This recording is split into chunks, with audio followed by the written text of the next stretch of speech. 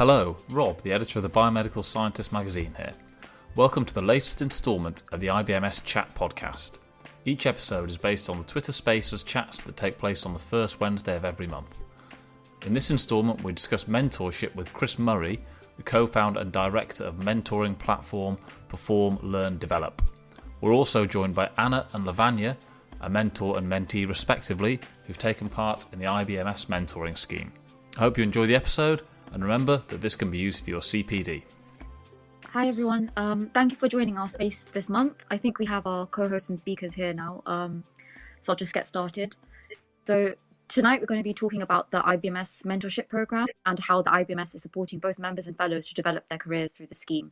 We will be hearing from Rob, the editor of The Medical Scientist, Chris, the co-founder director of Perform, Develop, Anna and Lavanya, a mentor and mentee who respectively have taken part in our mentoring scheme. Anna is a senior and advanced biomedical scientist with a specialism in cellular pathology, and Lavanya is also a specialist biomedical scientist in cellular pathology and a member of the IBMS EDI group. Before we get started, I've just got a few simple housekeeping points. So please firstly remember that this space is public, meaning that anyone can listen. The session is going to be recorded, so those who can't attend can catch up later. If you want to speak, you can do so by pressing request at the bottom left-hand corner of your screen. You can also take part just by tweeting us a reply, or tweeting via our normal hashtag IBMS chat, as that thread's still live. So I'm just going to pass it over to Rob now, who's our presenter for today.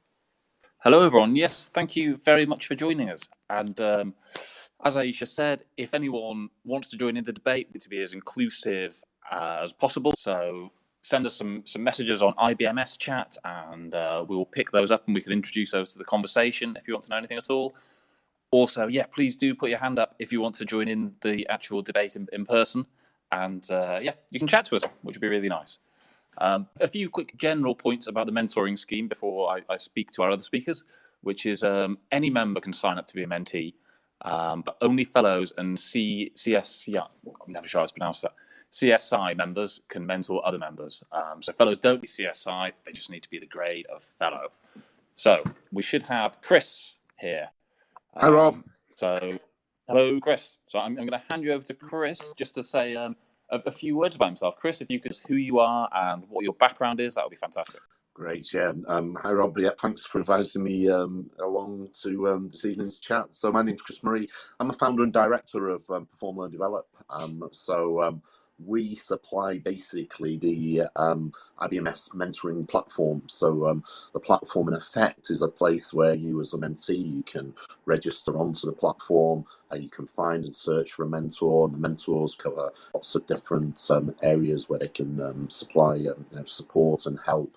But as a company, we've been providing the platforms now since 2011. We've got a wide range of clients who support their mentoring programs for the use of the software. We actually started the company as my wife was finding it so difficult to find and get support from a mentor for a business she was running at the time. So we set out to develop a software platform that would make it easy for prospective mentees to find support from someone in their industry or their company who has volunteered as a mentor. Now, the IBMS platform, that's quite easy to find. It's on the IBMS website. It's under the resources section. There are currently about 105 mentors registered on the program. So yeah, Rob, that's just a little bit of background, a little bit on the platform. And tell me a bit about why mentoring is important, Chris. In terms of what you'll get out of mentoring, I mean, let's start from the mentee perspective. It's just a fantastic way to develop your skills and progress your career through accessing the support of someone with more experience or expertise than you have. The benefits of mentoring, to me, are vast, both for the person being mentored, the person being the mentoring, and the organisations they work at. Lots of studies have been carried out on the positive effects of mentoring, from confidence, increased mental health, increased chance of promotion. So yeah, a lot of benefits to get out of mentoring, Rob.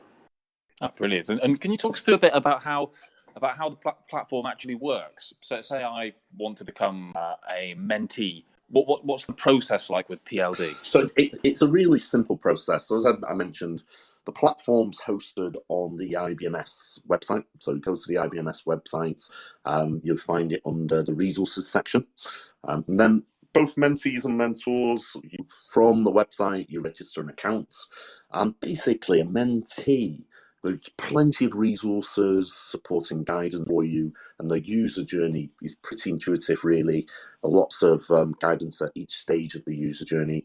But basically, a mentee will be going on there, and they'll be identifying, so it completes quite a simple, straightforward profile, and the mentee will be identifying what type of support you would like, the skills you would like to try and develop. Mentors will identify where they feel confident, so the skills and expertise they feel confident supporting a mentee with. And then the software does the matching, basically. So as a mentee, you complete your profile. As soon as you save that, the software will basically present you with the mentors that best meet your support requirements. And then you've got the ability throughout the platform, you can organise your meetings from the platform, set goals together, and take notes. So you've got everything in one place, basically, for your mentoring relationship. When you've had one mentoring relationship, to help you with a particular area of your career or a situational challenge you might be facing, you can then go and find another mentor. You can be both roles on the platform. So you might have been a mentee, and then you may have the confidence and feel you can give back to the industry and you become a mentor. Brilliant. But when we were chatting previously, Chris, you mentioned jokingly that kind of it was almost a bit like online dating. How does that aspect work with, say, there are some 4 mentors who kind of match with me. Do I get to look at who they are and pick which one's best for me? Yeah, so I did mention, you could, as an analogy, compare it a little bit to business dating, let's say, in that, you complete your profile, and then you'll have a list of people who will appear whose profiles closest match you in terms of the support you're looking for, and then you've got the ability to review their profiles. When you see their profiles, so the information on their profile, you can ask questions, so you don't have to send a mentoring request straight away. You can ask questions. The mentor might have some questions for you in terms of just figuring out how they can best help you. So you've got that questioning process. You can then agree that you're a good match. So you can send your request. The mentor will then accept that. And then that opens up things like your goal setting, your meetings, your notes. You can message each other through the form. It has integrated video, so you can meet on video through the platform as well. So you can basically conduct your relationship through the platform if you want to, or if not, you can do in Teams, whatever suits you best. So how long do people tend to spend kind of on the platform before they take it offline, as it were? Well, not offline, because we were probably talking about Zoom and Teams and things like that.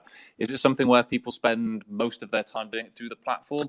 Or is the platform more of a kind of a spark, a place for them to meet and form a relationship before it goes elsewhere? Yeah, you do get different approaches. The platform, the software doesn't try and force you down one particular route.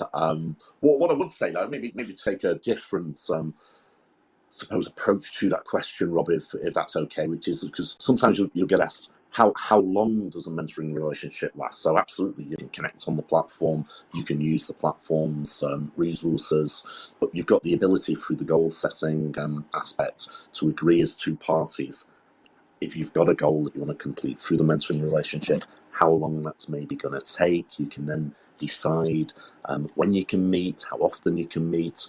So that will give you a feel for sort of like how long you'll be working together as mentee and mentor. But then absolutely, people will use, they'll come back to use the resources on the platform, the videos, the instructional videos, they'll set up their meetings. But then it is up to you if you want to use the platform's communication medium, or you want to go off and use Teams, Zoom, meet face to face. Brilliant. And you mentioned that people can have multiple mentors. How many people do you have a mentor for a little bit? Because you might have a small problem or a small issue that you want solving, and then once you've solved that, there might be something else where that mentor isn't suited for that.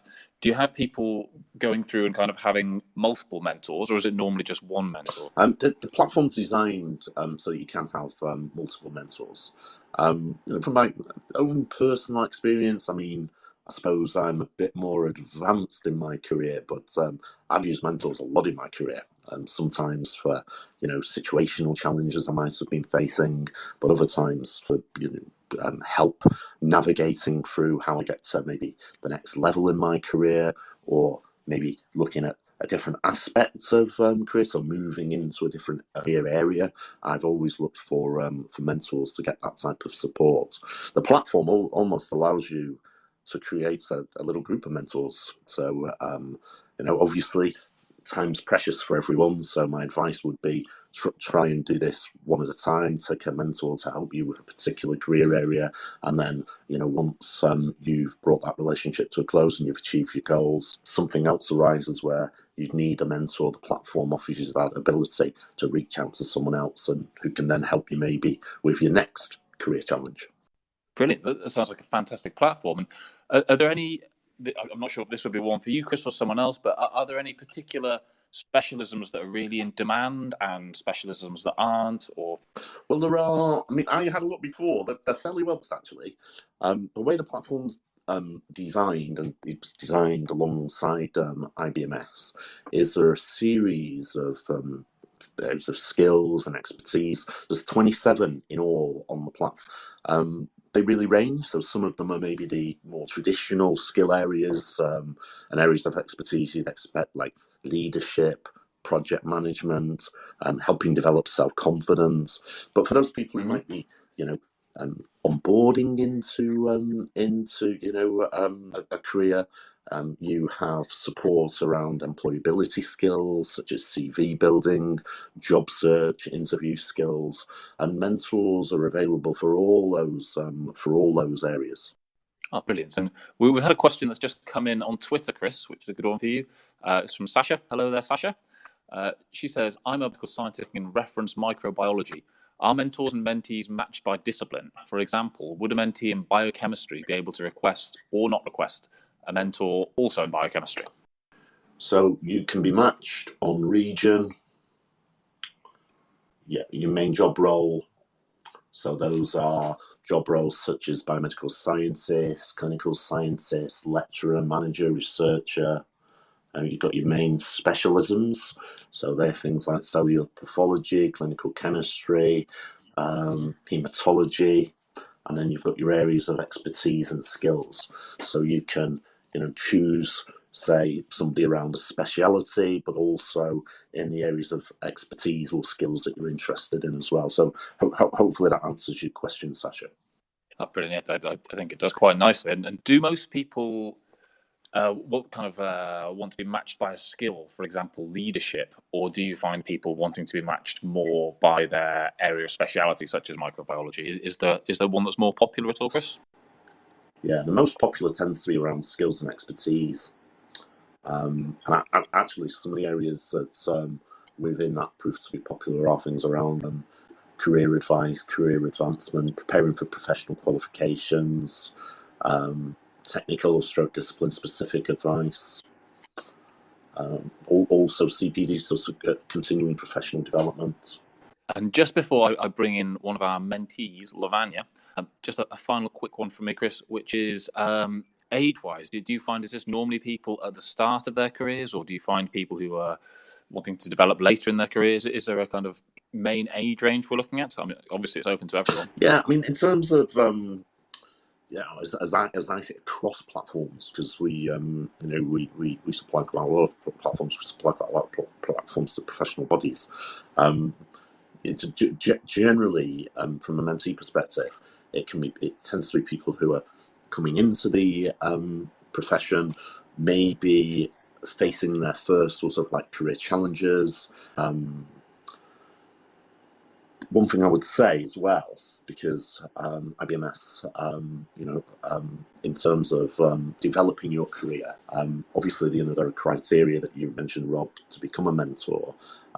But again, as you develop your career, you'll always have something to give back. And sometimes, those career challenges you face, as you've helped overcome those with the support of a mentor, it's worth thinking as your career develops how you can then give that support back as a mentor, basically.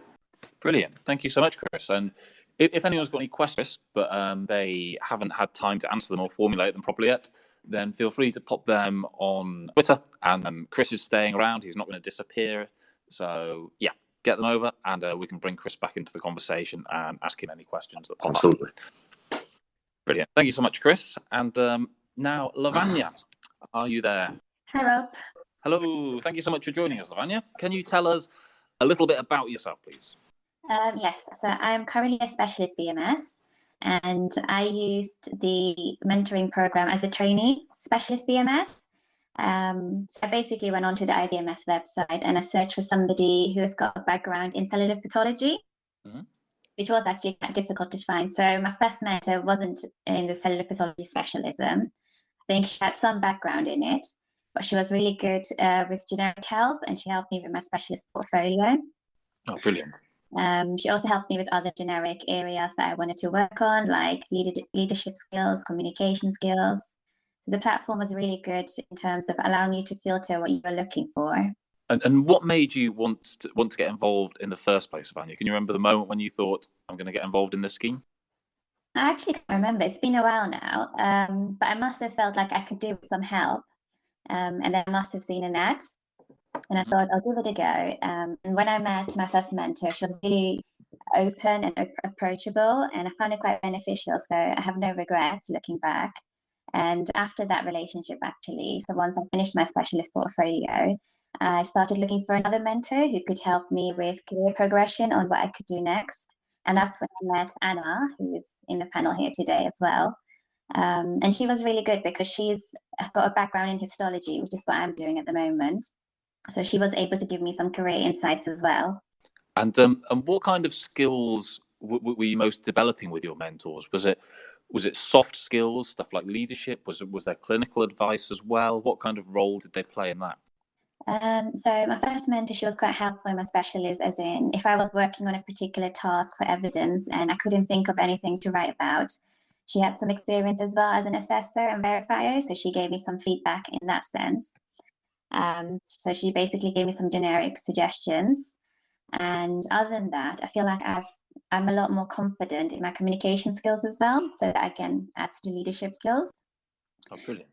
Yeah, it's quite versatile. You can kind of touch on different things with your mentor. We would just have long chats and then go from there, really. And how was the process for you with did you just communicate through the platform, come off there and kind of do Teams chats? Was it over WhatsApp? How did the actual communication of the relationship work, Lavanya? I used loads of different resources. So my first meeting was on Teams. So because I think it was during the pandemic or around that time. So we couldn't meet in person. And we also lived in completely different locations. I was quite happy with contacting her online. We also stayed in touch via email, so we'd catch up, she'd follow up on my action plan. Yeah, so we never had the chance to meet in person, and the same with Anna as well, again, because of locations, which is, again, a really good thing about this mentoring program. You don't necessarily have to live in the same area. You can just use online resources. Mm-hmm. And I'm sure lots of people could do with some help with their specialist portfolio. What kind of help given there, Lavanya? Anything really, because in your specialist portfolio, you've got questions you have to answer. And then separately, you need to provide evidence, and that's something you can choose yourself. Sometimes that can be difficult if you don't have access to certain techniques in the laboratory. So my mentor was quite helpful in providing other suggestions. For example, looking at research articles instead. Yeah, so I think because she had so much experience, she was able to come up workarounds, so I didn't feel like I was stuck and I can't do anything. Oh, brilliant. It feels like it's quite a very flexible kind of platform and scheme. How much time were you spending kind of communicating with your mentor, and were you able to do any of that in work time, or was it something that happened outside work time? So it's very flexible. I did most of it outside of work in my own time. You have to bear in mind your mentors are also having a full-time job, so you're kind of working around their time. And I would maybe say email them occasionally, maybe like once a month, have a video conversation like on Teams, maybe once every other month, or maybe even, I can't remember, it's such a long time ago, maybe every couple of months. There was no strict rule to how often you need to meet and when you meet. And my mentor was quite approachable in the sense that I could just pop her an email and then she would make time for me. Yeah, that's really good. And so, are your mentee days over now, Lavanya? Is that have you kind of got as much as you want to get out of the scheme, and you feel pretty confident with where you are at the moment? Yeah, so it's been a while. I think the last time I was in touch with a mentor would have been last year. And after that, I didn't feel like I needed anything. But I feel because I've had such a good experience with both Anna and my previous mentor, I feel like if I ever wanted to work on something else, I can access the program again, or I could just contact them. Hmm. So it's been a really good network opportunity as well in that sense. So is there an element where or maybe for you particularly, where when the relationship of kind of mentor-mentee officially finishes, does it still continued at all outside that? So you would still message an email, or kind of, is it the thing where once the relationship ends, that's kind of it? I actually never felt like it ended. I feel like it can still continue if I wanted to. I never formally ended my relationship, so that's probably not good of me, but I think it just gives you so much flexibility on whether you want to continue or not. It's just like pop an email and then that's it. Oh, brilliant. And if there are people listening out there who are thinking maybe they could do with some help from a mentor, I mean, what would you say to them? What's the best thing that's kind of come about for you? I would say it's a good opportunity to learn from somebody experienced and somebody who wants to share their experience, pass on their knowledge. These mentors are there for you to make a difference, and they're doing it in their own time. So I'd say go for it. Don't hold back. Be brave. I know it can be sometimes a bit hesitating to share information, but I think of it as if you identify a weakness, it's a good way to show that you want to work on it. I think that's a good thing. Oh, definitely. And did you always have a set plan of where you wanted to go with your career? Use this to kind of develop your career, so you've got this straight kind of line of progress that you're aiming to go down? Or was it one where you were using the program to kind of see what doors opened and where it would take you? Yeah, I think when in your initial stages of your career, it's quite vague what you want to do, especially with me, biomedical science is a new discipline. I learned about it through my degree. Before I started my degree, I did not know what biomedical science was. I also did a placement year as part of my course, and through that, I had a generic idea of what biomedical science is, but you don't really know what the career options are until you enter the discipline. And even after entering it, there are so many options, especially histology. There are a lot more career routes now. So I had a vague idea, but not strictly exactly what I wanted to do. So speaking to my mentors gave me a bit more of a clear pathway. Oh, brilliant. And I know that Anna, who we're going to be speaking to shortly, I think if I remember correctly, she was the only mentor who worked in the same discipline as you. How helpful did you find that kind of shared knowledge and background? Oh, it was very helpful because she works in history, so we could kind of relate to each other's experiences. I could ask her career journey was, and if I had doubts, then I could again share that with her, and that was quite helpful because she would have an understanding of what I mean. Yeah. Brilliant. We've just had a comment that's come in from Carl. Hello there, Carl. He says, I thought I'd put this out there. I'm available to accept mentees. I've had some involvement with undergraduates from Sunderland University and Aston University recently, and we've had some team sessions. I've been able to share my experiences regarding registration. So thank you very much, Carl. That offer is out there. I think Carl's on Twitter a fair bit as well. I recognise your face and your name there, Carl. So I'm sure if anyone wants to track him down, take him up on that offer, then yeah, you can either find him on there or just drop me an email and I'll try and put you in touch with Carl. So I'm at rob.dabrowski@redactive.co.uk. But if you just email the IBMS, I'm sure it will find its way over to me. Lavanya, thank you so much. We're going to go on to Anna if she's there. Anna, are you there? Hi. Hello. Thank you so much, Anna, for coming along tonight. Well, thanks for asking me. Oh, it's a pleasure. Could you tell us a bit about your background and who you are, please? So I'm a senior biomedical scientist and I'm an advanced biomedical scientist as well. I've worked in cellular pathology for 27 years. So I'm very interested in not only the technical aspect, but also in the personal and professional development of all the staff and individuals as well. Brilliant. And what made you want to get involved in mentoring, Anna? Well, I've always had an interest, as I say, in the mental health and the enhancing, self-development, and also in equality, diversity, inclusion, but coaching and mentoring as well. And it really does help to expedite anyone's journey forward, and really helps with development, growth, and the self-enhancement. So, and when did you join the scheme? So I joined the scheme as soon as it was launched in 2021. I saw it and I joined straight away. I had not long become a fellow, so it was very timely. But I did the fellowship by experiential route, which was very welcome when that came out, because I'd missed the grandparenting when that was out at the time, so wasn't able for various reasons to do that until the experiential route came out. So that was when I had no hesitation at joining the programme. And how many mentees have you had since then? I've had quite a few mentees. Can't think right off the top of my head, but had a range of needs, roles, and where people are on their journey as well, from doing a degree, wanting to do a degree, and doing a biomedical science degree, and also being BMSs.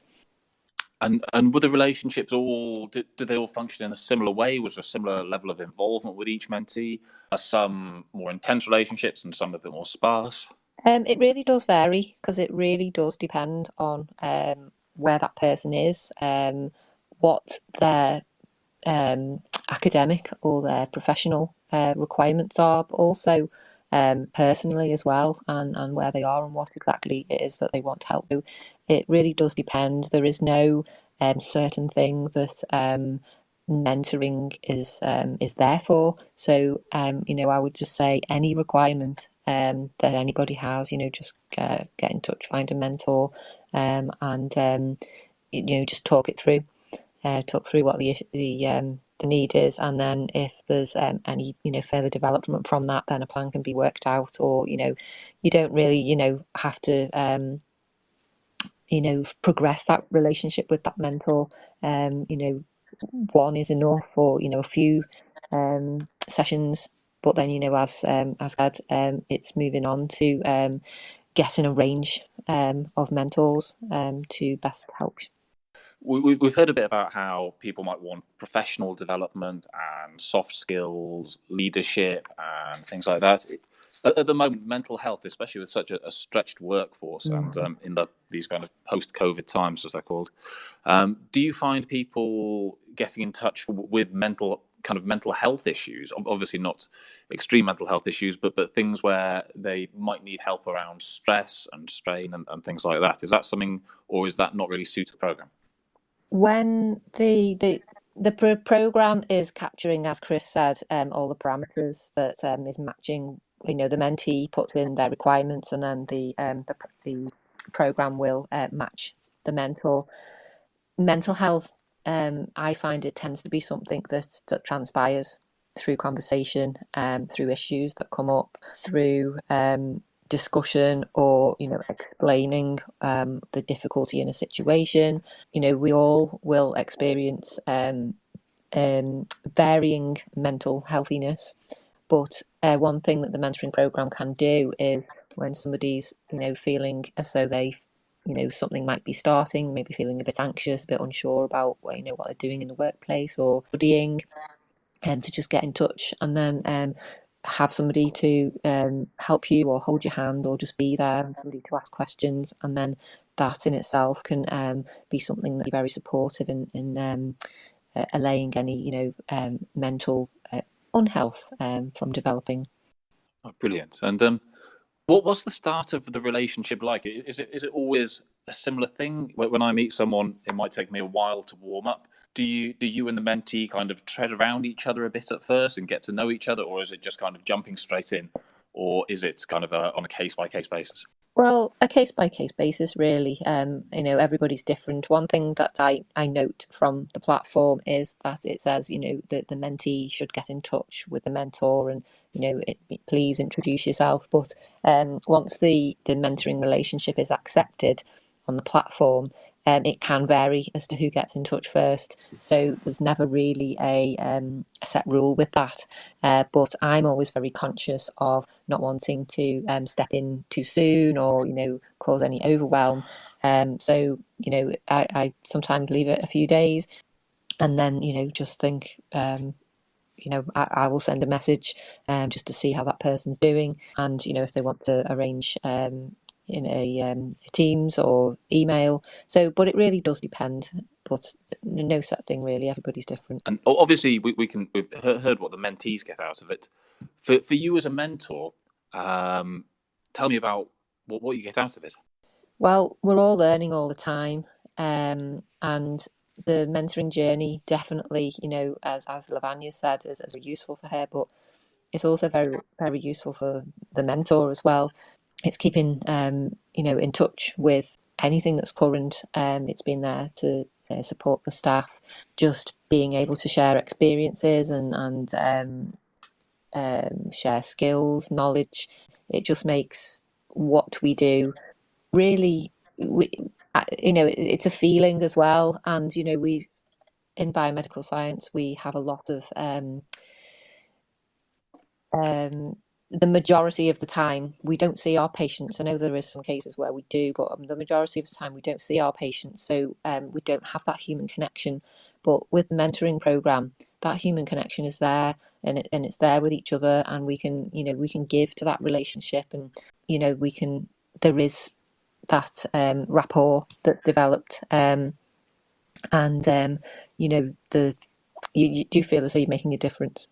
Oh yeah, I imagine it must be incredibly satisfying when someone comes to you with an issue or something they want to sort out or develop, and then however length of time later, you've made a tangible difference to their life and their career. That must be an incredibly satisfying thing. Well, absolutely, and it's been so lovely reconnecting with Lavanya as well, and to hear how she has got on in the programme and also how she's got on her career as well, and that really feels good, and I'm really pleased that she's got so much out of it.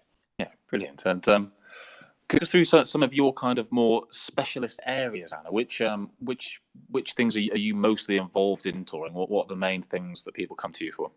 Again, it's quite a range really, and many things sort of crop up during those conversations. I mean, certainly with Lavanya, it was discipline specific. So that was, questions, advice, just allowing Lavanya also to learn her own way of doing things, which is very, very important. But also there's been academic needs as well, and assignments, university questions. So it really does vary at any one point, with any one person, but people do ask a range of things, really. Yeah, and I know from when we were emailing earlier that some areas you're interested in personally are kind of unconscious bias, equality, diversity, and inclusion. Do you feel like these are issues that are getting better in our workforce? There seems to be more attention paid to them now, or are they just remaining there in the same way? It's just we've started to talk about them. I think currently we are starting to talk about them. Yes, there is most definitely a need for active action. We need to be doing action on this. I think the workforces are so busy. There's so much demand on services. There's so much demand on the NHS, and people are at breaking point, and mental health is suffering. It does become very difficult because, for example, unconscious bias, it is unconscious. When people are under strain, it's not you can't override kind of thing with your own thoughts. So no, I'm not saying anything bad happens, but there's things that you don't have control over, and conversations really do need to develop. And on the platform now, talking about the mentoring program, things like the unconscious bias, equality, diversity, inclusion, they're really good topics to really get involved with. And it's all about creating awareness and starting a conversation, because if people can listen to a conversation or they can join in a conversation themselves, that is the start of awareness. Oh, completely. And just a quick well done. I can see Tamina's popped on here, and she's heading up the EDI group at the IBMS, who, if anyone's interested in that, they're doing some really great things. We've had a question from Philippa that's come in, and it's something we haven't really looked at yet. We've talked about why mentees want a mentor and the benefits they can have. But Philippa asks, are there any particular skills or experiences which a mentor should have? I would love to be a mentor. What skill sets do I need? Well, if you want to be a mentor, definitely sign up. There's, just be good at communicating, in that, you're happy to have a conversation.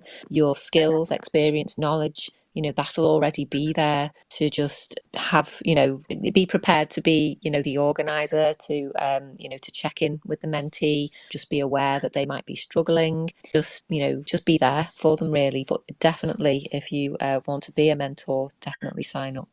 And are there any particular personality traits that are useful in a mentor? I imagine kind of empathy is a good one, maybe.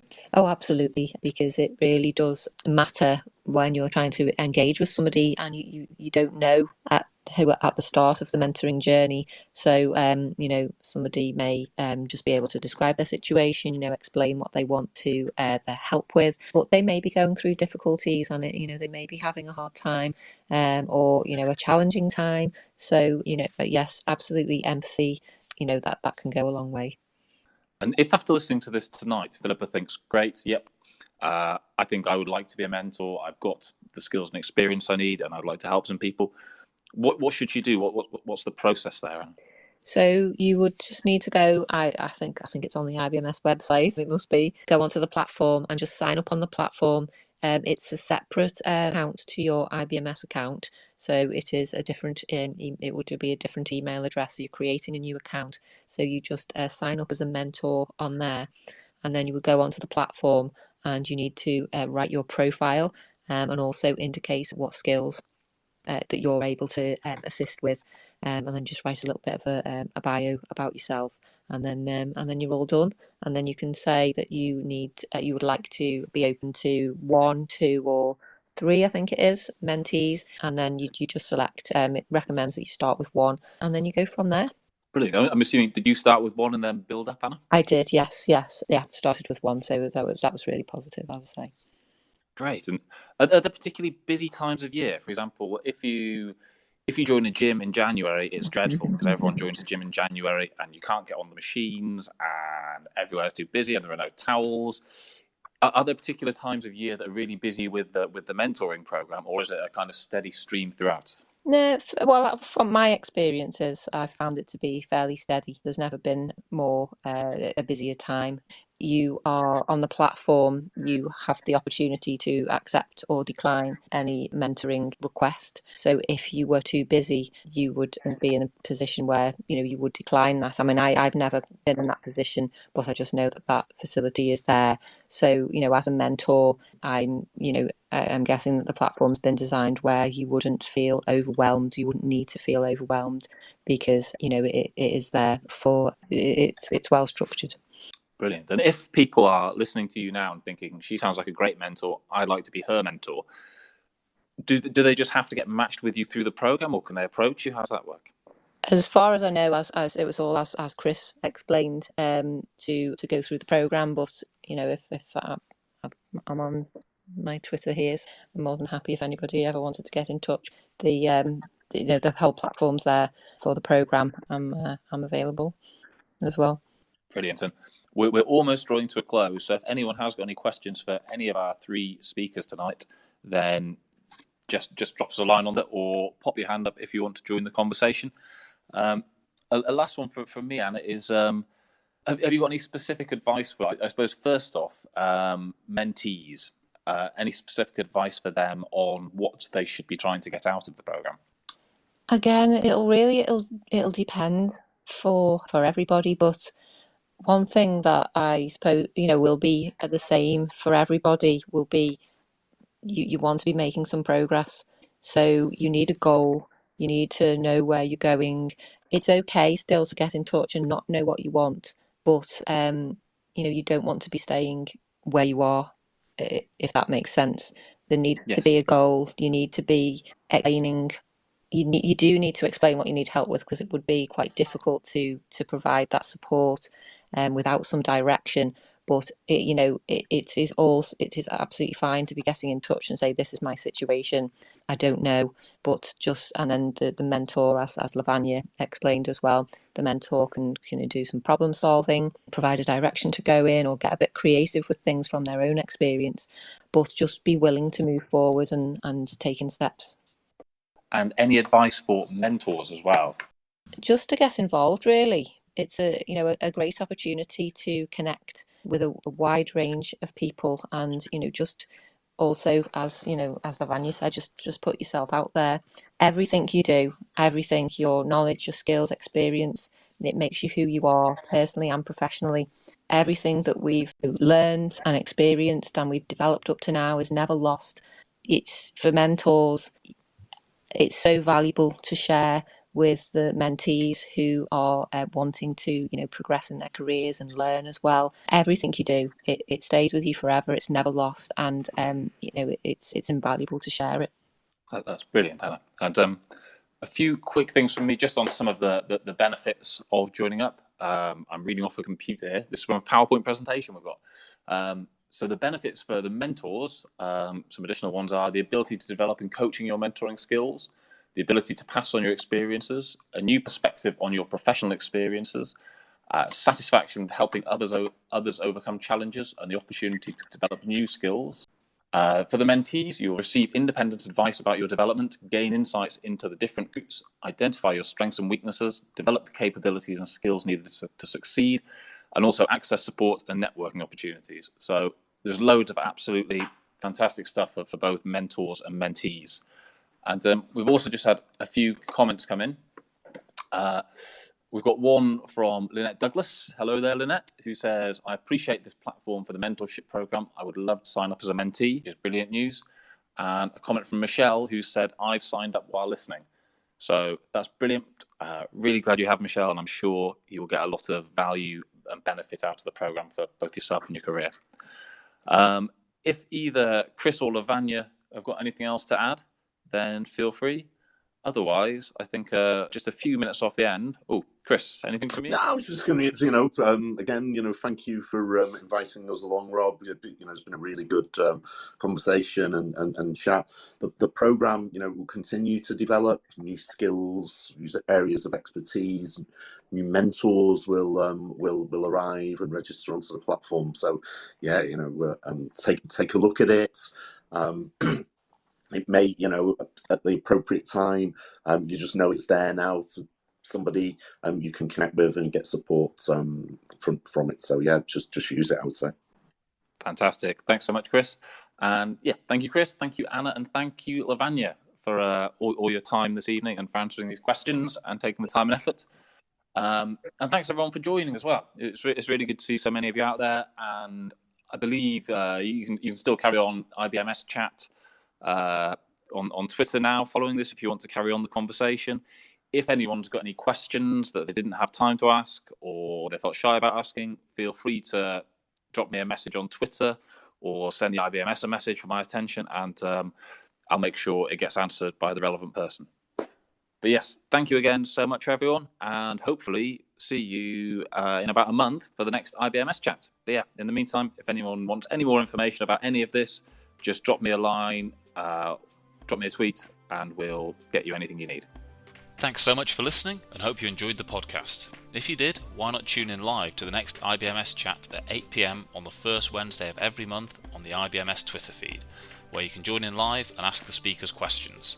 Just keep an eye on the IBMS social media feeds for details of the next session. Thanks again.